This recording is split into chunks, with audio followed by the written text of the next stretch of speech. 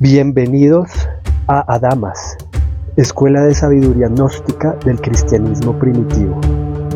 Porque la lucha no es del bien contra el mal, ni de la luz contra la oscuridad, sino del conocimiento contra la ignorancia.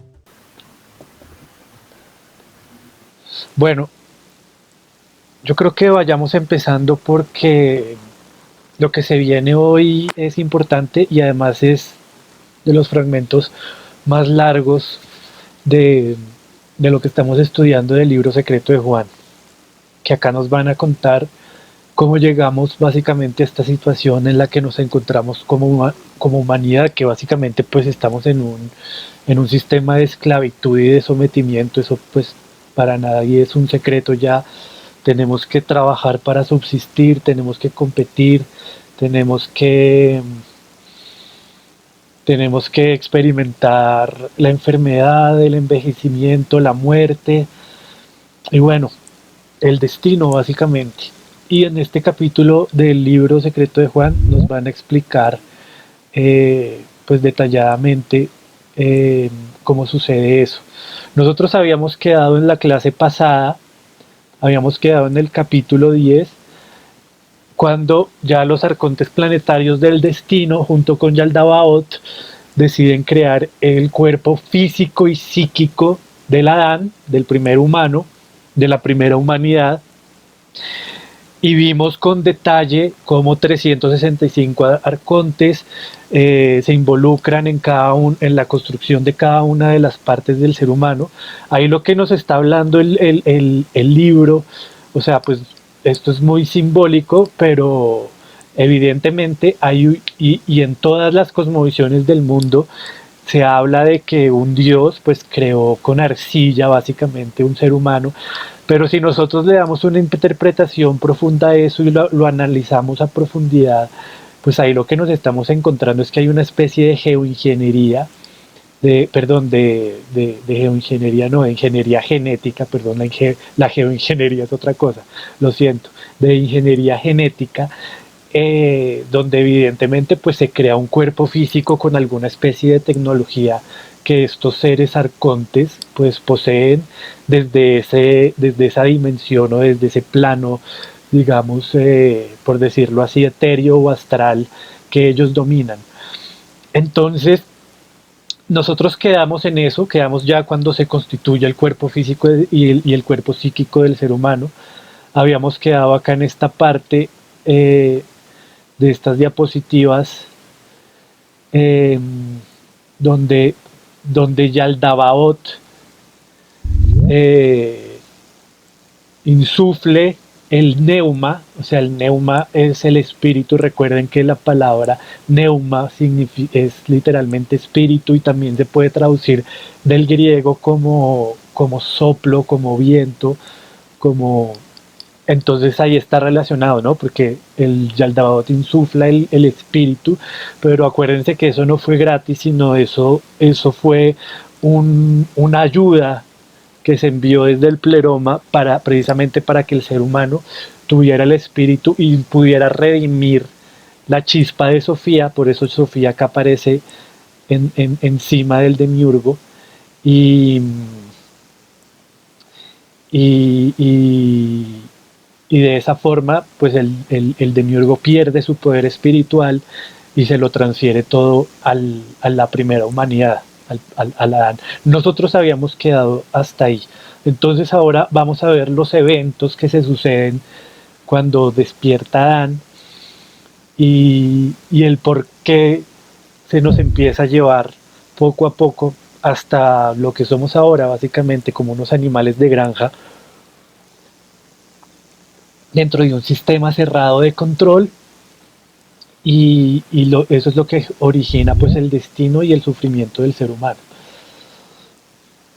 Vamos a leer desde el capítulo 10 el versículo 8, que es cuando Yaldabaoth deposita el espíritu en Adán. Acá dice: el cuerpo se movió y se hizo poderoso y fue iluminado. Acá nos están diciendo que Adán cuando despierta, cuando recibe el espíritu de Yaldabaoth y puede despertar, él despierta ya iluminado, es decir, con el nous. Acuérdense que ya hablamos del nous, ya eso debe estar claro. El nous es el intelecto divino. También está ya vamos a ver otro concepto con el cual aparece el Adán, que viene del Pijeramas, que es el pensamiento posterior iluminado, que es la conciencia. Y entonces, pues Adán despierta iluminado, y los arcontes y Yaldabaoth, al observar el poder que tiene Adán, la primera humanidad, entonces ellos se ponen celosos y empiezan a hacer una serie de estrategias para adormecer a Adán. Entonces, versículo 9, enseguida el resto de los poderes sintieron celos, aunque Adán había nacido a través de ellos y ellos habían dado su poder a este humano. Adán era empero más inteligente que los creadores y el primer gobernante. ¿Sí ven? Súper claro.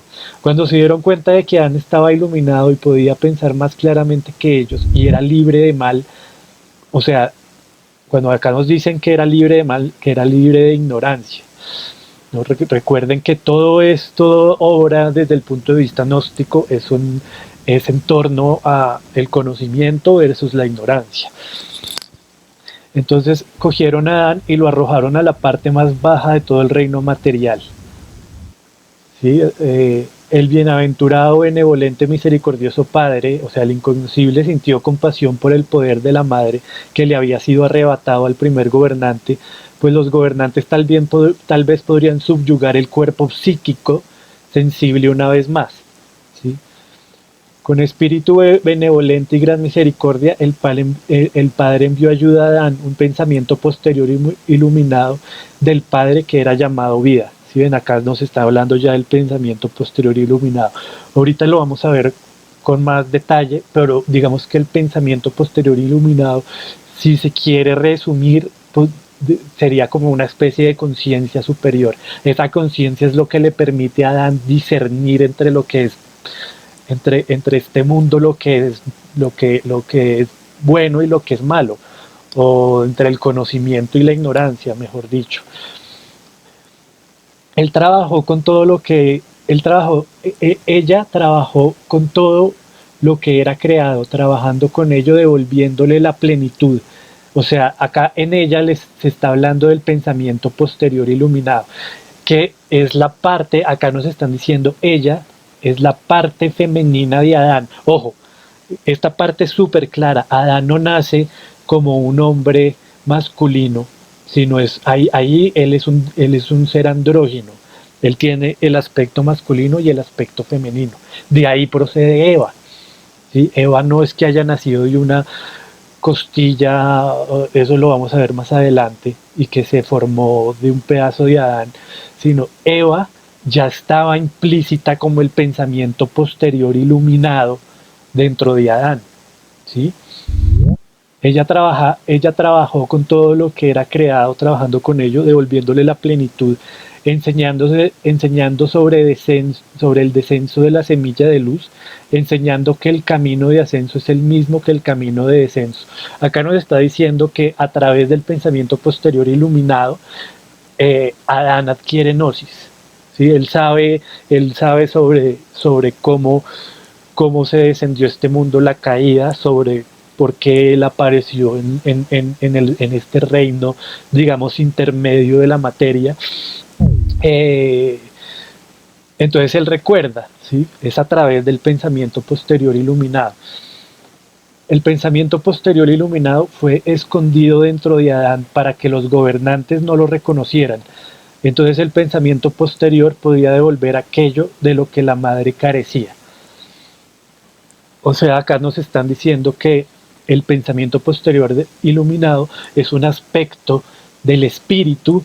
Acuérdense que Yaldabaoth robó el espíritu de Sofía, por eso ella no pudo volver por sí misma al pleroma.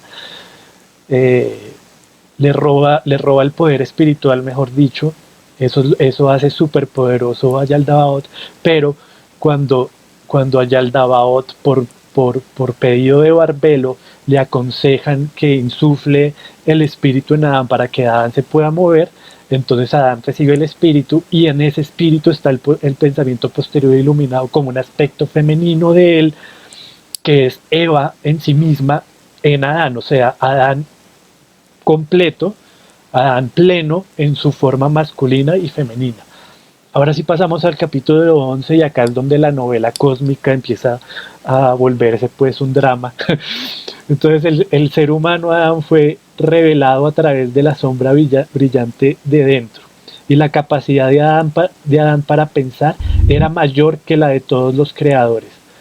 Cuando alzaron los ojos, vieron que la capacidad de Adán para pensar era mayor que la suya, así que idearon un plan con toda la multitud de gobernantes y ángeles.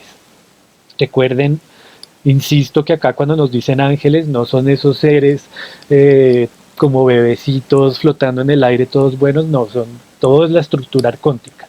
Recuerden que al principio eran 365 y eso formó las constelaciones, el zodíaco y todo eso. Entonces, pues no es que sean los ángeles buenos que nos vende la Biblia, sino todo hace parte de esa estructura. Tomaron fuego, tierra y agua y los combinaron con los 4 vientos ardientes. Los batieron juntos e hicieron una gran conmoción. Los gobernantes trajeron a Adán al interior de la sombra de la muerte para poder producir una figura otra vez, pero ahora de tierra, agua y fuego, y el espíritu que procede de la materia. Esto es, de la ignorancia de las tinieblas y el deseo y su propio espíritu contrario. Esta parte, este capítulo 4, este versículo 4 del capítulo 11 es brutal, porque acá nos están hablando de dos cosas. Primero, para que esto lo tengamos claro, cuando se crea el cuerpo físico y psíquico, no es todavía el cuerpo de carne y hueso como nosotros no lo imaginamos, sino es, digamos, un cuerpo, por decirlo así, astral etéreo. Es como la primera imagen, ¿no? Pero ya tiene el cuerpo, cuando nos hablan del cuerpo psíquico, ya nos hablan de las ideas, como en términos metafísicos, de todo lo que va a componer el cuerpo físico y el cuerpo psíquico. ¿Sí? Digamos que todo ese ensamble de lo que vimos la clase anterior, me voy a volver un poquito, todo ese ensamble de lo que vimos de la clase anterior, de cuando se crea, recuérdense que esto es una imagen que se envía desde el pleroma para que se cree el cuerpo. Entonces lo que se está haciendo acá es trabajando esa imagen y haciendo, como por decirlo así, todo el plano de cómo van a ser los huesos, los tendones, para darle la forma del Pijeradamas que se le aparecieron a los arcontes y al Demiurgo y que ellos se basaron para crear el cuerpo humano. Entonces esto es súper clave porque el Demiurgo y los arcontes no crearon el cuerpo de Adán como un cuerpo material inmediatamente, sino nos lo están diciendo acá en el versículo 4, fíjense, a través de los elementales, tierra, agua, fuego, y el espíritu que procede de la materia. Esto es de la ignorancia, el espíritu que procede de la materia también lo habíamos visto la clase pasada, que está dentro de estos demonios principales, que es Arquendeta. Acuérdense que eso lo habíamos visto. Arquendeta es como el espíritu de la materia, que en el libro secreto de Juan nos dice que está en toda la materia. Entonces acá nos están repitiendo lo mismo, pero para formar ya el cuerpo material del Adán, ¿sí?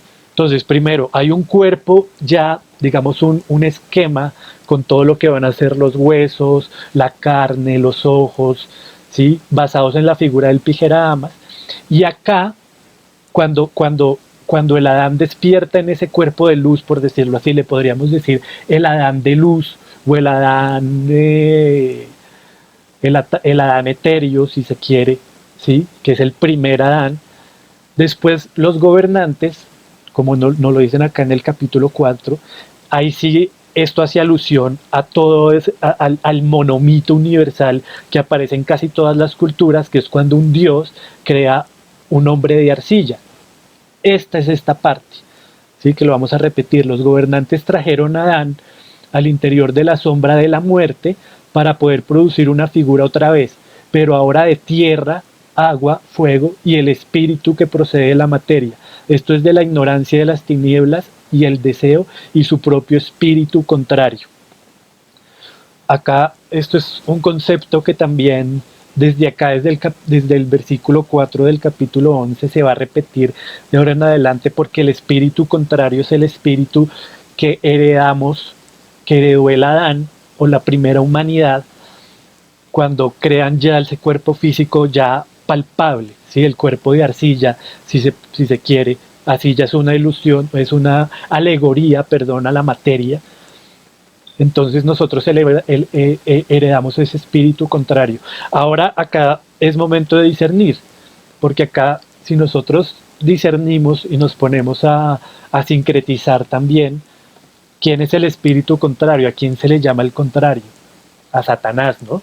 Satanás es el contrario. Entonces desde acá ya nos están hablando de Satanás, pero ese espíritu contrario proviene de todas estas emanaciones de los arcontes y de Yaldabaoth que queda impreso en el cuerpo físico cuando ellos lo crean. Por eso dice acá, el espíritu que procede de la materia, esto es de la ignorancia de las tinieblas y el deseo y su propio espíritu contrario. Ahí ya empiezan como a imprimirse en el cuerpo físico todas esas, digamos, proyecciones bajas de las orbes planetarias a través de los chakras y bueno, todo este sistema de astroteología que ya vimos y que ya comprendemos. Y entonces pues ahí nos habla ya del deseo, todo lo que conlleva el deseo, etcétera, ¿sí? Esta figura es la tumba, o sea, acá ya nos están diciendo que esta figura es mortal, esta es la figura que muere. El Adán de luz tal vez no moría, pero esta figura ya física ya muere. El cuerpo creado nuevamente que estos criminales ponen al humano como grillete del olvido, ¿sí?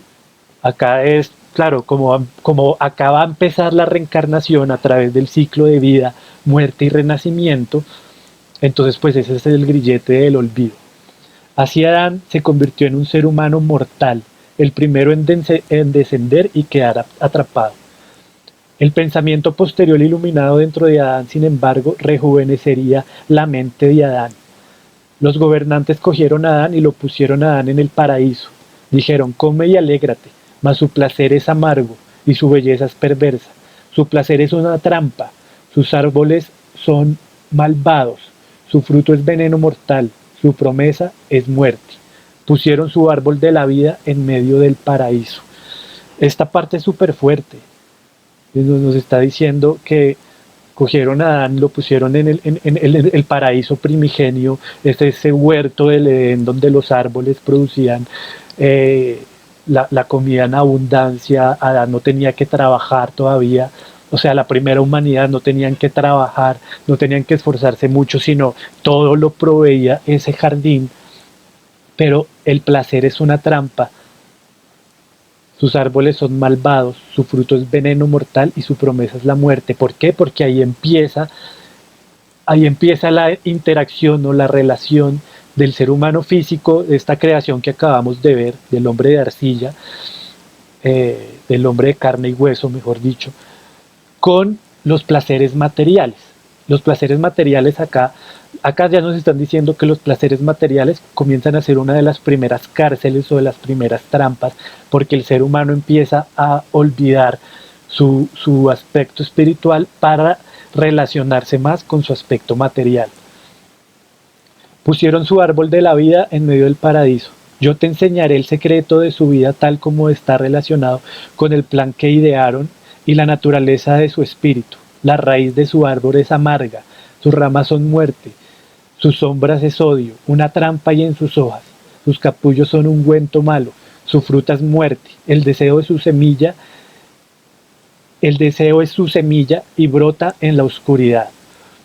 Ahí nos están hablando de lo mismo, de la trampa de las ilusiones materiales.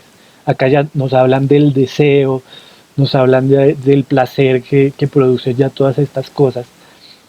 La morada de los que prueban de este árbol es el infierno y la oscuridad es su lugar de descanso. Pero los gobernantes estaban delante de lo que ellos llaman el árbol del conocimiento del bien y del mal. que es en realidad el pensamiento posterior iluminado. Ojo aquí, porque acá mucha gente se confunde y siempre creen que el árbol del paraíso, tanto en el Génesis o en otros textos de las culturas primitivas, es uno solo, pero acá nos están hablando de dos árboles. Está el árbol de la vida, que eso es un árbol tanto simbólico como también un árbol físico que está relacionado con estos troncos de los árboles de silicio, ¿sí? Recuerden que también la primera humanidad era una humanidad gigante que medían más de 3 metros, más de 5 metros, y eso incluso está en el Génesis, en la Biblia evidenciado.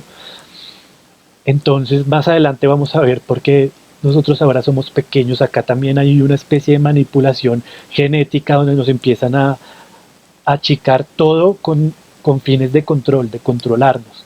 Porque acá nos están diciendo lo poderosos que éramos como humanidad cuando teníamos el pensamiento posterior iluminado, activo, y cuando teníamos el neuma despierto. Acá nos están diciendo cómo éramos de poderosos, que hasta Yaldabaoth y los arcontes se volvieron celosos de nosotros, y empieza un proceso como de geoingeniería y de manipulaciones y de, perdón, otra vez la embarré, geoingeniería no, de ingeniería genética y de manipulaciones y de inclusive hasta de catástrofes naturales y de cataclismos como el diluvio para llevarnos a lo que somos ahora. Se quedaron allí para que Adán no contemplara su plenitud y descubriera así la vergonzosa desnudez de su propio Adán, del propio Adán, perdón. Yo fui el que empero los hizo comer. Acá está hablando el Cristo, ¿no? Porque recuérdense que esto es todo un texto donde el Cristo le está revelando la gnosis a Juan. Yo le dije al Salvador, Señor, ¿no fue la serpiente la que ordenó a Adán que comiese? El Salvador se rió y dijo, la serpiente les ordenó que comieran de la maldad, la preñez, la lujuria y la destrucción para que Adán fuera de utilidad a la serpiente. Fíjense esto, acá esto también es súper revelador porque esto contradice completamente el relato canónico donde la serpiente es la que tenta a comer a Adán y Eva del fruto del conocimiento del bien y del mal, o sea, adquirir gnosis, pero en realidad es el Cristo, y fue el Cristo representado simbólicamente en una figura de águila, que el que incita a Adán y Eva a comer del fruto del bien y del mal, del árbol del bien y del mal, para que adquieran la gnosis. Entonces yo le dije al Salvador, Señor, ¿no fue la serpiente la que ordenó a Adán que comience? El Salvador se rió y dijo, la serpiente les ordenó que comieran de la maldad, la preñez, la lujuria, la destrucción, para que Adán fuera de utilidad a la serpiente. ¿Sí ven acá? O sea, la serpiente sigue siendo Satanás, evidentemente, Yaldabaoth, ¿sí? El espíritu contrario que nos están hablando acá también, el espíritu contrario. ¿Sí? Entonces, ahí empieza la dualidad también, ¿no? Porque acuérdense que Adán es pleno, todavía estaba pleno, andrógino, con su femenino integrado, y acá cuando se crea, cuando lo ponen a él, que nos lo acaban de decir, que lo mandan a la parte más baja del mundo material, o sea, cuando ponen a Adán ya con ese cuerpo de arcilla en el mundo de la materia, ya ese cuerpo de carne y hueso, mejor dicho, pues ya hay una separación ahí, que eso ahorita también nos lo van a contar acá más adelante, pero digamos quiero resumirlo un poco porque todo esto es muy extenso y no quiero que se nos vayan 2 horas hoy en la clase, sino que nos quede claro, pero también de una forma muy sintetizada.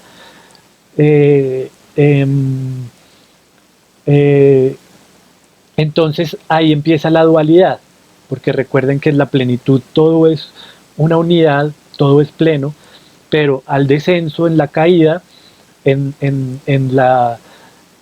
el surgimiento de la materia, pues todo queda separado en los opuestos. Entonces Adán ahí ya es un hombre masculino y Eva surge como su aspecto femenino, pero ya materializado, y por eso el hombre y la mujer acá en este plano están destinados a unirse para intentar en esa unión, digamos, emular lo que sucede en el plano espiritual, ¿no?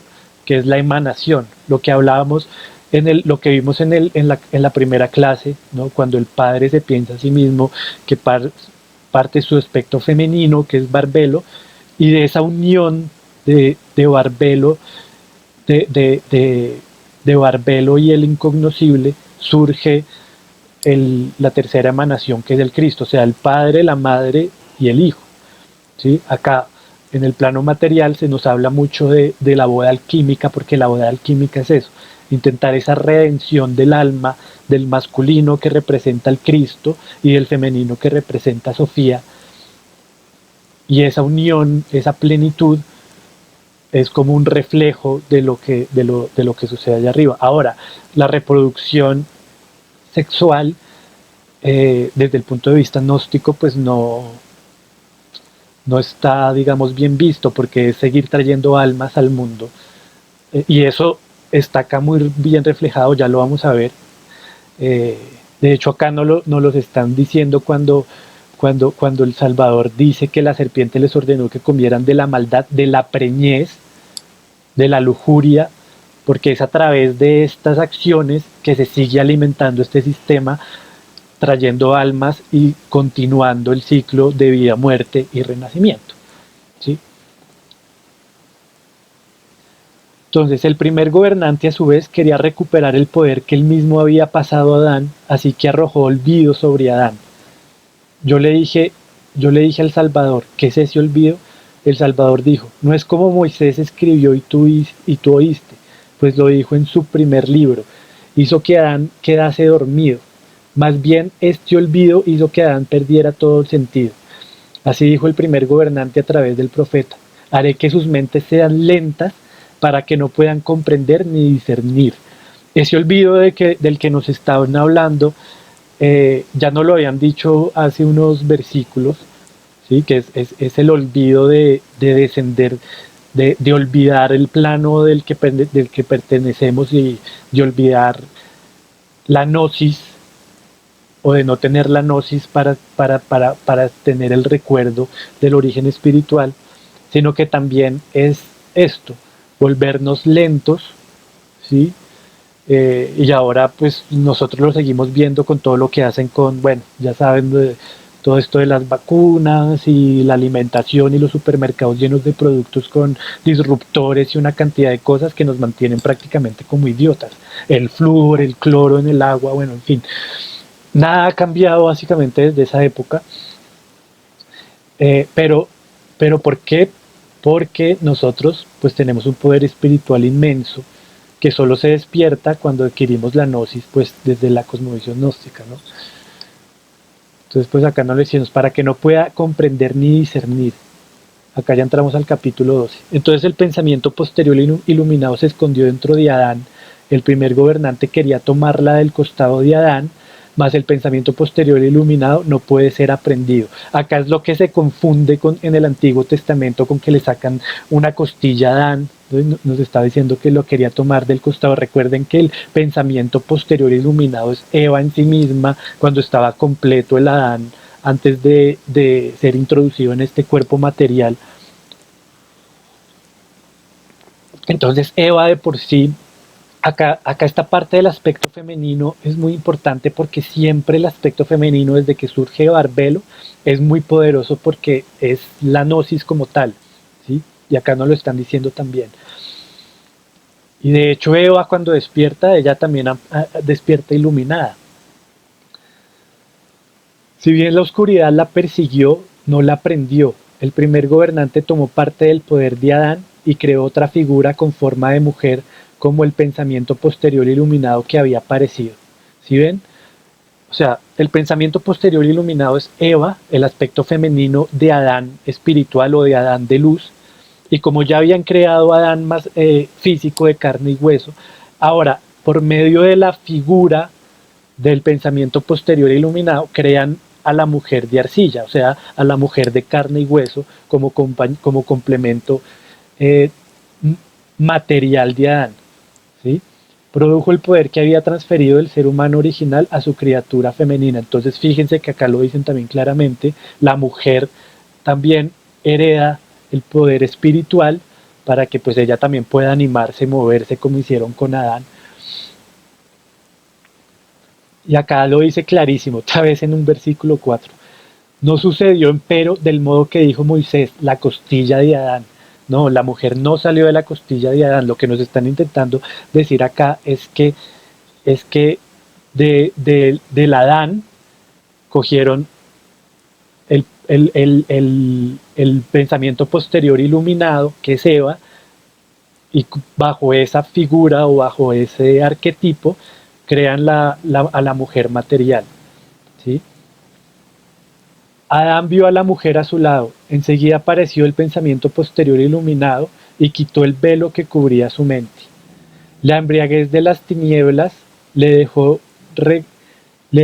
reconoció a este ser que era como él y dijo, esto es ahora hueso de mis huesos y carne de mi carne. Por esa razón el hombre dejará a su padre y a su madre y se unirá a su esposa, y los dos se convertirán en una sola carne, lo que les hablaba hace un momento. Ese anhelo de búsqueda siempre del masculino con el femenino, de juntarse el hombre con la mujer, proviene de ahí. Pues le será enviada un amante y dejará a su padre y a su madre. Nuestra hermana Sofía es la que descendió de una manera inocente para devolverle lo que le faltaba. Por esta razón fue llamada vida. Esto es la madre de los vivientes. A través del pensamiento anterior soberano y a través de ella han probado los vivientes del conocimiento perfecto. En cuanto a mí, yo aparecí bajo la forma de águila sobre el árbol del conocimiento, que es en realidad el pensamiento posterior del pensamiento anterior puro iluminado. Esto es lo que les acababa de decir. Esto se los voy a mostrar acá en un diagrama para que entendamos también gráficamente un poco de esta parte. Bueno, acá vemos cómo, eso ya lo vimos, cómo Yaldabaoth influya el Neuma en Adán. Acá es cuando los arcontes y Yaldabaoth sacan o extraen la luz, el pensamiento posterior iluminado de Adán para crear a Eva. Y acá está el Cristo como un águila, no es la serpiente, acuérdense que eso no lo dijeron clarito ahorita, es el Cristo como un águila incitando a Adán y Eva a probar del fruto del conocimiento del bien y del mal para que ellos adquieran gnosis. ¿Sí? Esto es el resumen de lo que hemos visto. Creo que pues, a mí me gusta verlo gráficamente como para que también nos quede mejor grabado en la cabeza. Entonces continuemos. Hice esto para enseñar a los seres humanos y para despertarles del sueño profundo. O sea, esta parte, aparecer y darles a comer del fruto del conocimiento. ¿Sí? Pues los dos estaban caídos y se percataron que estaban desnudos. El pensamiento posterior también se les apareció como luz y despertó sus mentes. Capítulo 13. Cuando Yaldabaoth se dio cuenta de que los humanos le habían rechazado, maldijo su tierra. Encontró a la mujer cuando se estaba preparando para su esposo, que era señor sobre ella. Él no conocía el misterio que había nacido a través de la orden sagrada. Los dos humanos temían denunciar a Yaldabaoth, mas él mostró su propia ignorancia a sus ángeles. Expulsó a los humanos del paraíso y los envolvió en especias tinieblas. Bueno, acá en esta parte es crucial porque acá es donde una parte del destino se empieza a manifestar, que es cuando nos expulsan de ese de ese huerto primigenio, de ese paraíso original, y acá a nosotros con la maldición de Yaldabaoth, que ya vamos a ir hacia allá, nos toca empezar a trabajar para conseguir nuestro sustento. A la mujer, bueno, la mujer va a empezar a tener dolores en el parto. Todo esto hace parte del destino que va a heredar el ser humano a raíz de que de haber adquirido gnosis, gracias a que el Cristo los insista a comer del fruto del conocimiento, para que ellos recuerden, para que se despierte el pensamiento posterior iluminado o la conciencia superior en ellos. Y como ya vimos, pues a Yaldabaoth y a los arcontes, pues a ellos no les gusta eso porque no nos pueden controlar de esa manera. No nos pueden mantener como dormidos, como nos acaban de decir más adelante con esas mentes aletargadas que intentan generarnos con los placeres, con todos estos frutos maravillosos del paraíso que generan el deseo y y lo que quería la serpiente, o sea, que la serpiente en este caso simboliza el espíritu contrario de lo que nos estaban hablando, o sea, a Satanás, que busca la lujuria, la preñez, mantenernos como en este ciclo. Entonces, como a ellos no les gustó el ser humano totalmente despierto, iluminado, entonces nos expulsan del paraíso.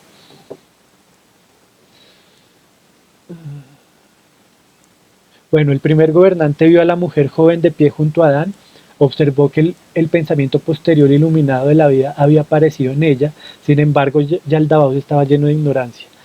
Así que cuando el pensamiento anterior de todo se dio cuenta de lo que estaba sucediendo, envió emisarios y ellos robaron la vida de Eva. Esto es un poco fuerte porque acá nos están diciendo que Eva ya como mujer empieza a ser hostigada por los arcontes de alguna manera. Todo esto sucede como en un plano, acuérdense, metafísico al principio, pero acá ya es un plano físico.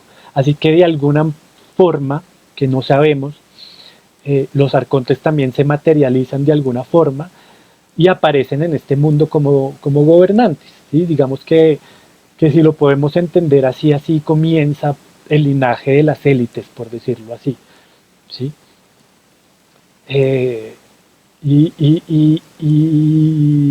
Y a raíz de eso empieza a verse acá en este capítulo una serie de violencia, de violación sexual, de orgías, de una cantidad de cosas terribles que pues nos empiezan a llevar a nosotros como ya esa caída definitiva a todo lo que pues a todo lo que nos mantiene como bajo. Así que cuando el pensamiento anterior, esperen un momentico, ya va, ya va. Ay, Dios mío.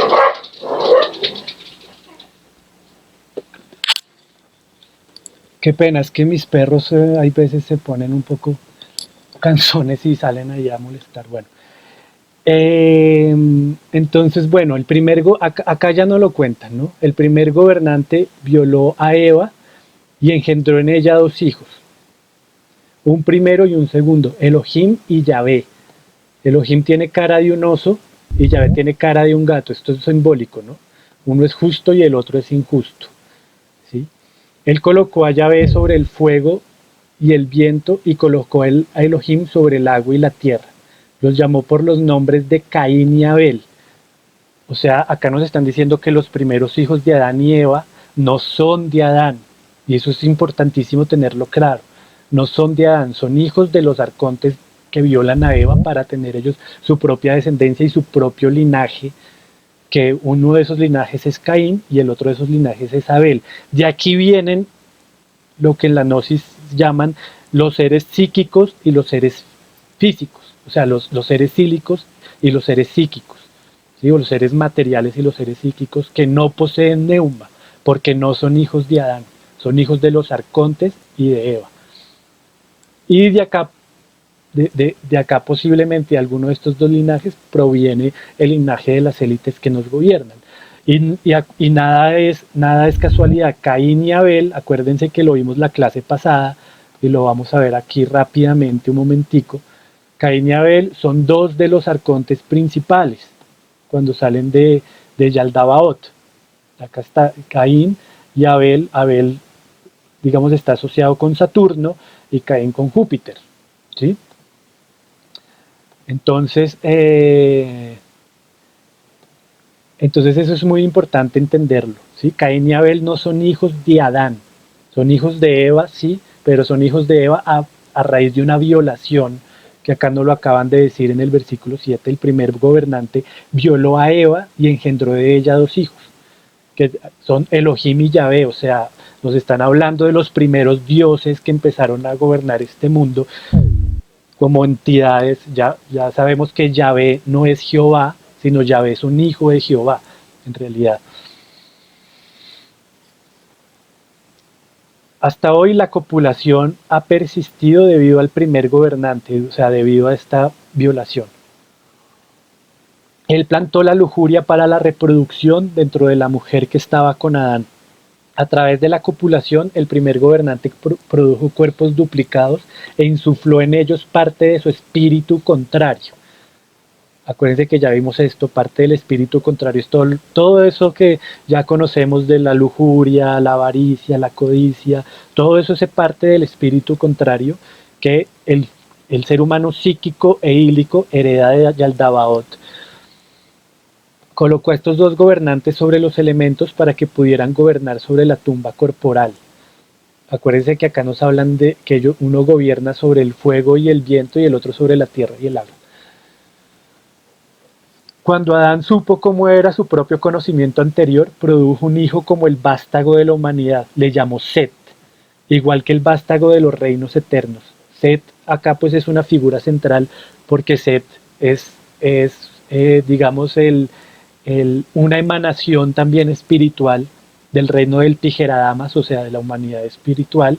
Es la unión del Tijeradamas con Zoe, que es la vida, y producen a Set y a Noeria. ¿Sí? Entonces Set ya existe como una entidad del pleroma, y acá, esta sí es descendencia directa de Adán, nos lo están diciendo, y acá Set es el linaje de los seres neumáticos. A raíz de Set, que sí es hijo legítimo de Adán, es que se desprende la línea sanguínea de los que heredan el espíritu. Por eso, en la cosmovisión gnóstica, no todos los seres humanos tienen espíritu, solo los seres neumáticos, los seres psíquicos y los seres ílicos, que son la descendencia de Caín y Abel, que ya vimos que no son hijos de Adán. Ellos son los seres psíquicos, y los seres ílicos no tienen espíritu. Los seres humanos fueron obligados a beber agua del olvido por el primer gobernante para que no supieran de dónde habían venido. Durante un tiempo, la semilla de luz cooperó. Esto pues también es muy claro, ¿no? Fuimos obligados a beber del agua del olvido, pero pues esto es simbólico, no se trata de un agua física, sino acá ya pues estamos en un momento donde a través de todo esto que estamos viendo, de toda esta lujuria y reproducción y ciclo de vida, muerte y reencarnación, pues nosotros nos empezamos a olvidar de nosotros mismos, de dónde venimos, de nuestro origen espiritual.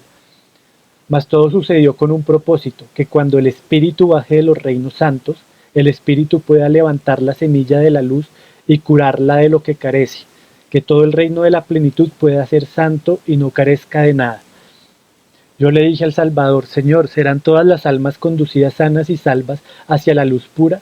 Entonces él me dijo: estas son grandes cuestiones que han surgido en tu mente y es difícil explicarlas a alguien excepto a los de la raza inconmovible. Los de la raza inconmovible son la descendencia, como ya les explicaba, son la descendencia de Set, o sea, son los seres que tienen el espíritu. Y acá el Cristo nos está diciendo, la gnosis no la puede entender cualquier persona. La gnosis la comprenden y la asimilan muy bien los seres que tienen el espíritu. Los que no, por más de que intenten o les queda muy difícil. Acá lo está diciendo el Cristo. Es difícil explicarlas a alguien excepto a los de la raza inconmovible. Porque a través del espíritu que tiene el nous, el intelecto superior, y el pensamiento posterior iluminado, que es la conciencia superior, podemos entender ese mensaje tan complejo. Aquellos sobre los que el espíritu de la vida descenderá y a quienes el espíritu facultará serán salvados y se volverán perfectos, dignos de la grandeza y libres de todo mal e interés en la maldad en este reino. Ellos se interesarán solo por lo imperecedero y siempre están preocupados por eso, sin ira, celos, envidia, deseo o codicia alguna. Acá nos está hablando de una característica de los seres espirituales, ¿sí? Que eso lo podemos ver en el mundo moderno. Los seres espirituales son los que despiertan en la espiritualidad, son más interesados por las cosas espirituales, por las cosas de una dimensión superior. ¿Sí? No están pensando todo el tiempo solo en comer, en beber, en tener sexo, en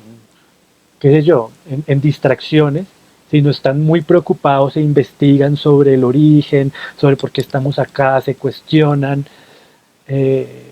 procuran llevar una vida y un estilo de vida diferente. Les afecta únicamente su existencia en la carne e incluso mientras llevan la carne miran hacia el tiempo en que se encontrarán con aquellos que los reciban. Es gente que es digna de la vida y la llamada eterna, imperecederas, pues lo soportan todo y lo aguantan todo con el fin de terminar la contienda y lograr la vida eterna. Yo dije, Señor, ¿qué será de las almas de las personas que no han vivido de esta manera, pero sobre las que a pesar de ello han descendido el poder y el espíritu de la vida? ¿Qué les ocurrirá? Él contestó y me dijo, si el espíritu desciende sobre ellas, es muy ciertamente serán salvadas y transformadas. El poder debe descender sobre todas las personas, pues sin él nadie podrá permanecer en pie. Después del nacimiento, si el espíritu de la vida crece y el poder viene y refuerza el alma, nadie podrá conducir a esta alma por el mal camino con malas intenciones, con malas acciones. Por eso a la raza del espíritu se la llama la raza inconquistable o la raza inconmovible, porque tienen un poder espiritual tan grande que por más de que, si es cierto, acá no lo dicen, de las almas de las personas que no han vivido de esta manera, o sea, que no son santos completamente, pero a pesar de ellos ha descendido el espíritu, o sea, que tienen la chispa del neuma, independientemente de la vida que hayan llevado, de lo que hayan hecho, solo por ese hecho de tener el espíritu, ellos van a volver al pleroma. Pero es importante comprenderlo, necesitan despertar y necesitan adquirir gnosis para entender eso, porque de lo contrario, pues si el espíritu no despierta, se va a quedar ahí y va a perecer, perdón, o se va a perder, mejor dicho, cuando el mundo creado sea destruido, porque pues, toda creación tiene un principio y un fin, y eso también acá en los manuscritos de Nag Hammadi nos lo dicen. Va a llegar un momento en que el demiurgo mismo va a consumir esta creación y ese va a ser el fin de todo. Por eso es importante adquirir gnosis para regresar a la plenitud. Mas las personas sobre las que desciende el espíritu contrario, o sea, el espíritu de Yaldabaoth, son engañadas por este espíritu y se extraviarán. Acá ya de qué nos están hablando. Nos están hablando de las diferencias de los tres tipos de seres humanos. Ya hablamos del ser humano espiritual, que es el linaje de Set, que es este perfecto, que es la raza inconmovible, que tiende a la espiritualidad, que se preocupa por despertar, por esa sensibilidad, ¿sí? Y acá ya nos están hablando de los seres psíquicos o ílicos, que son engañadas por el espíritu contrario y se extravían, que son los que se la pasan pensando solo en la parte más primitiva, pues, del animal humano, por decirlo así, ¿no? En reproducirse, comer, y sentir placer de alguna forma a través de la materia. Yo dije, Señor, ¿a dónde irán las almas de estas personas cuando abandonen la carne? Él se rió y dijo, el alma que tiene más poder que el espíritu despreciable es fuerte, se escapa del mal y a través de la intervención del perecedero es salvada y conducida al reposo eterno. Entonces, empecemos acá a discernir unas cosas que son muy importantes. El ser humano espiritual o neumático desciende directamente al pleroma, es salvado al pleroma, por eso al Cristo también acá le dicen el Salvador o el Redentor, ¿sí? El ser humano psíquico, que es del que nos están hablando acá, el ser humano psíquico, que es la descendencia de Abel, el ser humano psíquico, si el alma, acá nos lo están diciendo, si el alma es más fuerte que todas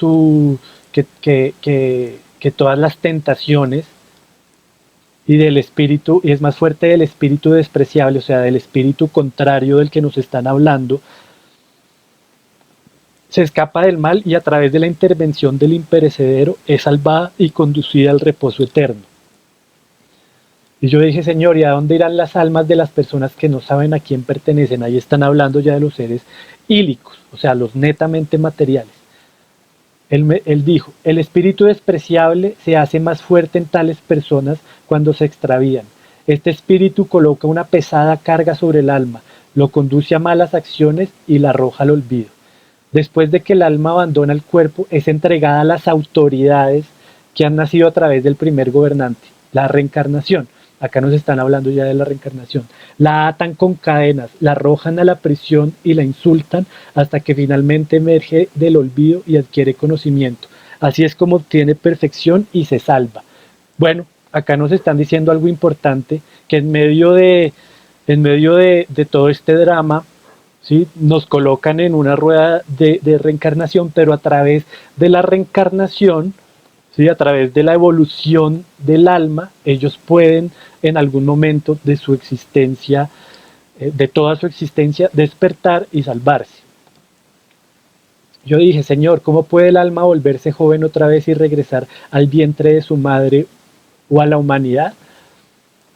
Él se alegró cuando le pregunté sobre esto y me dijo, verdaderamente bienaventurado eres, pues tú comprendes. Esta alma necesita seguir otra alma en la que mora el espíritu de la vida, porque se salva a través del espíritu. Entonces jamás volverá a ser introducida en la carne. ¿Sí? Esto por eso Jesús, o el Cristo, mejor dicho, el Cristo, se alegra de esta pregunta de Juan, porque cuando se adquiere la gnosis, se despierta y jamás se va a volver a reencarnar acá. Yo dije, Señor, ¿a dónde irán las almas de las personas que una vez tuvieron conocimiento, mas luego se apartaron? Él me dijo, serán llevadas al lugar donde van los ángeles miserables, donde no hay arrepentimiento. Serán mantenidas allí hasta el día en que han blasfemado contra el Espíritu, sean juzgados y castigados eternamente. Bueno, eso sería como el infierno, ¿no? Pero bueno, yo creo que esta parte vamos a ver si no la saltamos porque quiero llegar a la parte de la maldición de Yaldabaoth para ver ya cómo se termina de gestar el sufrimiento y el destino en el ser humano. Pero es que yo creo que todo esto es importante.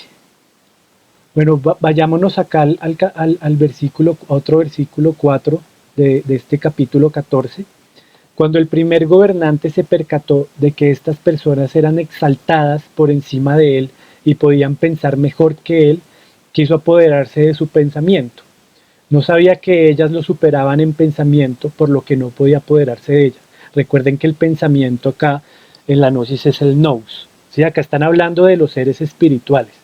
Él ideó un plan con sus autoridades, que son sus poderes, y juntos violaron a Sofía y produjeron algo repulsivo, el destino. La atadura definitiva, voluble. El destino es así porque los poderes mismos son volubles. Hasta el día... discernamos este fragmento. ¿Sí? Él ideó un plan con sus autoridades, que son sus poderes, y juntos violaron a Sofía. Pero a ver, acá estamos hablando de Sofía. Recuerden que Sofía no pudo volver al pleroma. Hay dos aspectos de Sofía, la Sofía caída, que es esta, y la Sofía redimida, que está en la estrella Elelet. Eso ya lo vimos en las clases pasadas. Esta violación pues no es una violación física, sino recuerden que está hablando de Yaldabaoth y sus poderes, que son los arcontes, que ya son los orbes planetarios. Acá podemos ver cómo las estrellas y los planetas empiezan a girar sobre la materia primordial de Sofía, y así se crea como este destino a través del tiempo, del zodíaco, eso es lo que conformaría lo que conocemos como el orden natural, ¿sí? Acá en este plano, a través de los orbes planetarios que están girando por encima de Sofía, es la Tierra, ¿sí? Materializada. Ellos están girando todo el tiempo ahí, ellos como que giran en torno a Sofía hasta que la materializan. ¿Sí? Esa es la forma como a través de los poderes de los orbes planetarios se coge una sustancia metafísica, como una sustancia etérica, y a través del movimiento y de la generación del tiempo se condensa y se materializa. Eso es esa violación, ¿no? Hasta el día de hoy el Padre es más duro y más fuerte que cualquier otra cosa con las que puedan enfrentarse los dioses, ángeles, demonios y todas las generaciones de seres humanos, pues del destino han venido toda la inequidad, la injusticia y la blasfemia, la atadura del olvido y la ignorancia y todos los órdenes gravosos, los pecados serios y los grandes temores. Así la totalidad de la creación ha sido cegada para que nada conociera al Dios que está sobre todas las cosas. Debido a las ataduras del olvido, sus pecados han sido escondidos, han sido atados con dimensiones, tiempos, estaciones y el destino es señor de todo. Si ven, acá no, ya no lo habla, con el tiempo, las estaciones, las dimensiones de los cielos planetarios.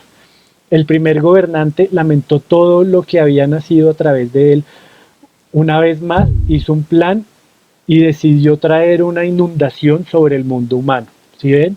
Acá es cuando ya nos hablan del diluvio. Sin embargo, la grandeza iluminada del pensamiento anterior advirtió a Noé. Él anunció a su vez todo esto a su familia humana, los vástagos de la humanidad, mas los que eran extraños no le escucharon. A ver.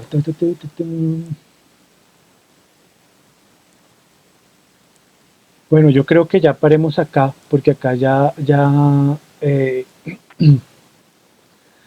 acá ya empieza como un poco de historia postdiluviana, ¿sí? Hay como dos momentos de la historia antediluviana y la historia postdiluviana. Con la historia postdiluviana comienzan el surgimiento de las grandes civilizaciones, pero toda esa historia que estuvimos viendo hasta acá es la historia de cómo se producen las primeras razas de seres humanos desde la creación del Adán material, ¿sí? Y pudimos ver que Caín y Abel no son hijos de Adán, no son hijos legítimos de Adán, sino son hijos de una violación a Eva, y de ahí surgen dos entidades importantes que empezaron a gobernar durante esos tiempos, que son Elohim y son Yahvé, como dioses. Ellos empiezan a reinar sobre dioses, pero primeramente son hijos de Yaldabaoth también y de Eva, ¿sí? Luego surge ya un hijo legítimo de Adán y Eva, que es Set, y ahí viene la raza del espíritu, en este caso. Por eso el libro secreto de Juan está, digamos, o se le atribuye a el grupo gnóstico de los setianos, porque es el grupo que pertenece a esta índole y que ellos se consideran seres espirituales descendientes o mejor dicho, herederos del linaje de Set, por un linaje de sangre. Acá hay una parte que no encontré, o yo no sé si me la salté, que es cuando Yaldabaoth,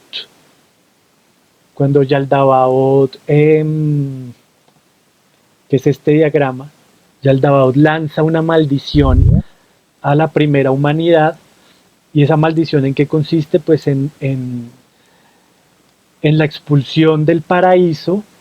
Primero nos expulsan del paraíso.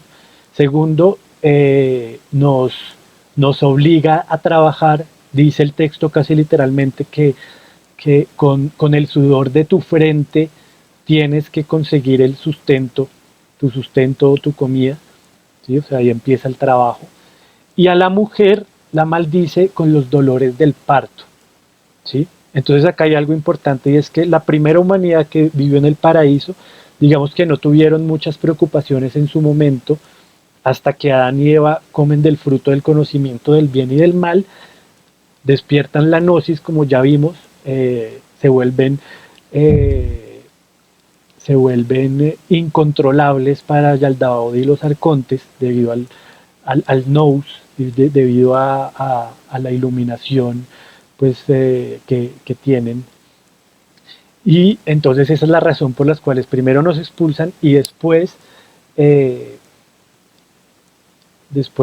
somos obligados ya a tener que trabajar, a tener que subsistir, y además dentro ya de ese destino que acabamos de ver cómo se forma por medio del tiempo, cuando los arcontes planetarios comienzan a girar, se activan, mejor dicho, los arcontes planetarios se activan, como lo pongo acá en este diagrama ya para entender gráficamente lo que estamos hablando. Miremoslo en pantalla completa, que queda como más chévere. Los arcontes planetarios se activan y esa activación es lo que nos estaban hablando en el libro secreto de Juan de la violación de los arcontes a Sofía, ¿sí? Que así es como se termina de moldear la materia y eso es lo que crea el tiempo, las estaciones, ahí no lo dijeron, las estaciones, el tiempo, los días y por ende el destino que ya por fuera del paraíso, pues esto como que ya nos queda como el sistema encerrado en el que vivimos. Y entonces acá están pues Yaldabaoth, Atot, la Luna, Eolaios Mercurio, Estafanos Venus, Yao el Sol, Sabaoth Marte, Adonim Júpiter, Sabatayo Saturno, pues ya girando encima de nosotros. Por eso la cosmovisión del cosmos, de todas las culturas ancestrales, es que pues el centro es el ser humano y todo gira alrededor nuestro. Y en el libro secreto de Juan lo acabamos de ver, ¿no? En esta parte de la violación de Sofía, que es cuando los orbes empiezan a girar encima de ella. Entonces con esto, con esta explicación, pues ya entendimos cómo surge el sufrimiento, ¿no? Y el destino, que era lo que necesitábamos entender en esta clase. Entonces, voy a parar hasta acá y voy a abrir ya la ronda de preguntas y respuestas para hacerla un poco más extensa y poder profundizar más en el tema. Entonces, bueno, entonces ahora sí pueden activar sus micrófonos y sus cámaras cuando vayan a preguntar.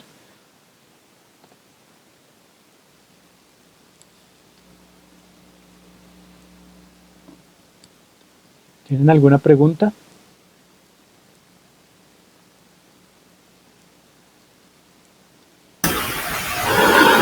Hola Juan. ¿Cómo estás, Carlos? Mira, yo tengo una duda. Claro, dime. Cuando habla el texto sobre el paraíso y les da de comer la serpiente la manzana, lo que no tengo claro es si ese paraíso es el paraíso de Yaldabaoth, donde Yaldabaoth les tenía como una especie de un estado de ilusión, o es un paraíso, digamos, del pleroma. ¿Qué tipo de paraíso era ese? No, mira, el paraíso no tiene nada que ver con el pleroma porque el pleroma es el reino del espíritu, ¿no? El paraíso ya es una creación de Yaldabaoth. El paraíso es un espacio donde Yaldabaoth pretendió tener a su primera humanidad, ¿sí? Entonces, siempre en muchos textos antiguos, no solamente no solamente judíos antiguos o cristianos, sino babilónicos, sumerios, de muchas civilizaciones antiguas, siempre se nos ha hablado que han habido dos grandes árboles.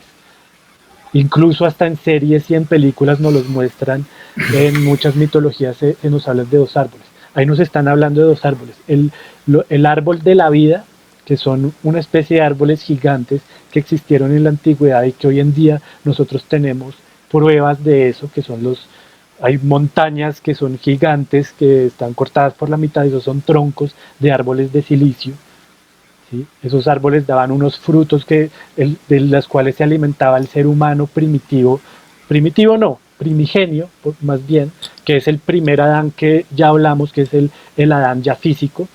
Ese Adán era muy grande, medía más de 5 metros, y eso está también descrito en muchos textos antiguos, no solo en la Biblia, pero igual en la Biblia también lo describen.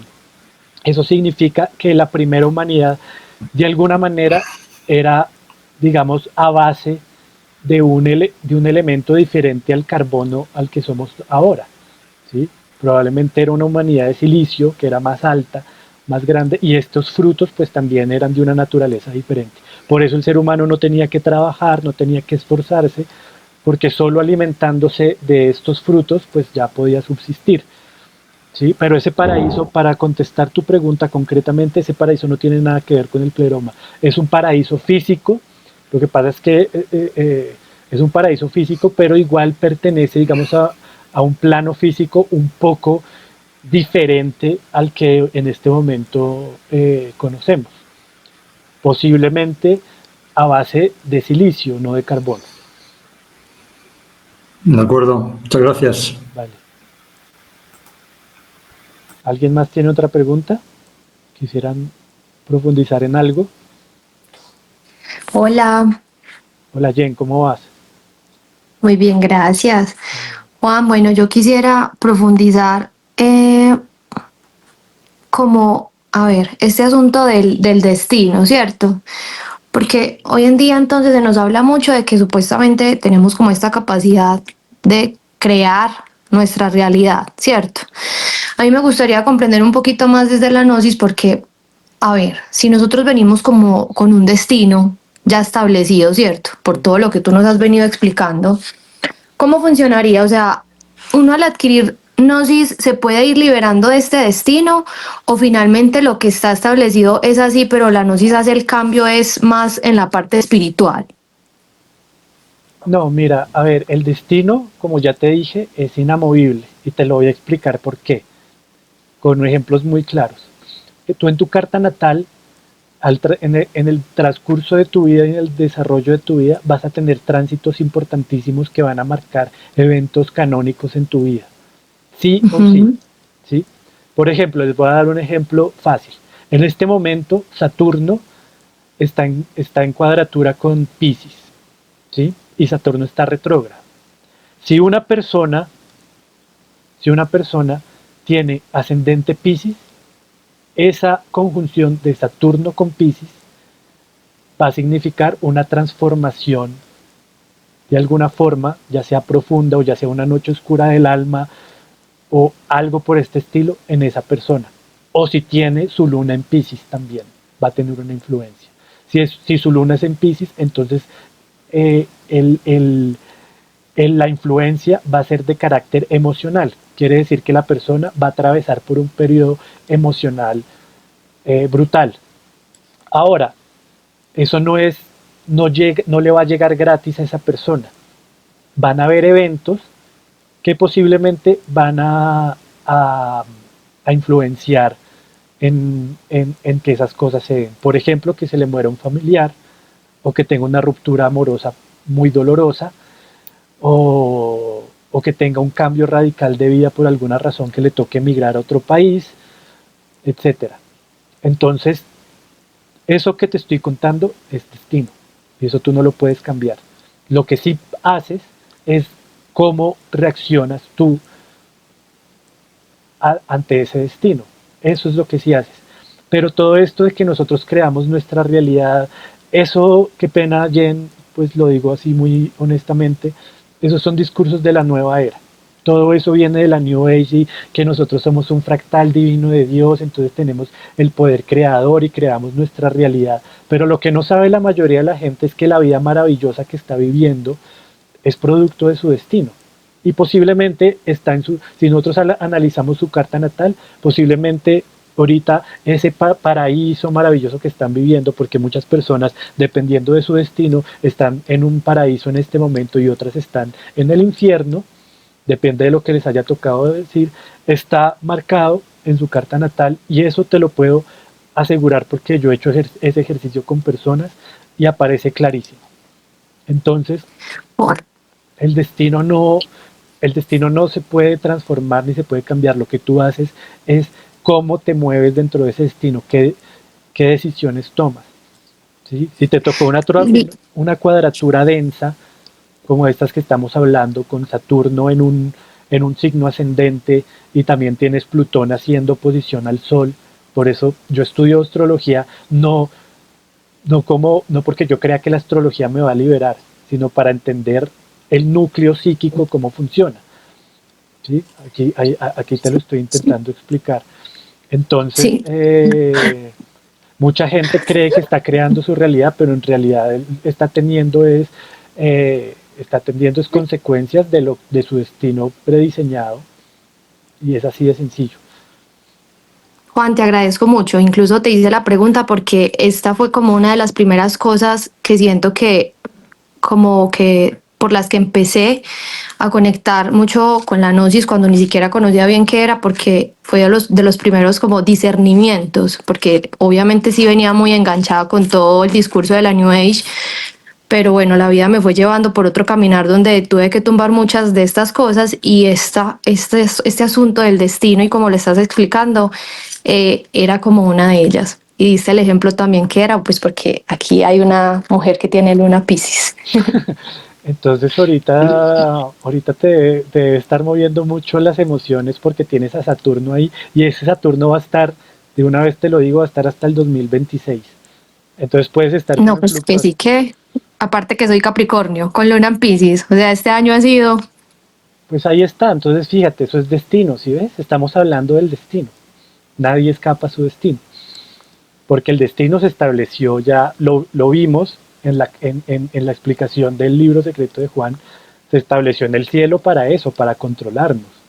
Por eso es que el zodíaco en realidad, a ver, el zodíaco es dual, tiene dos funciones.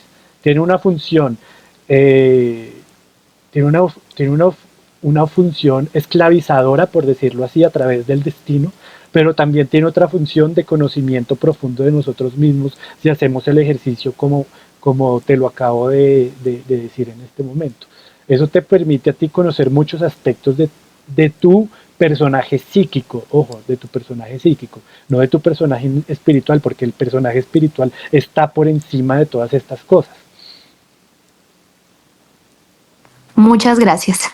Bueno, con gusto. Bueno, ¿alguien más quiere preguntar algo? ¿Quieren profundizar en algo? ¿Tienen alguna duda? O la pregunta es, ¿sí quedó claro cómo se forma el destino y el sufrimiento en este mundo? ¿O todavía no lo tienen muy claro?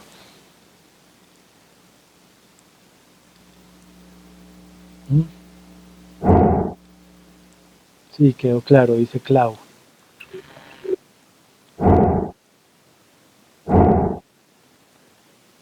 Bueno, sí, esta clase está quedando grabada. Espero que esta vez sí quede bien grabada. Me tocó con ChatGPT hacer una configuración, mejor dicho, en mi computador. Eso me volvió un hacker para esta clase. Entonces espero que quede todo bien. Y claro, la clase yo se las envío como las otras, para que ustedes pues puedan volver a retomar. Y bueno, si ya quedó entonces todo claro, me parece maravilloso.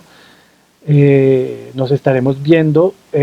Voy a hacer una clase ya más adelante.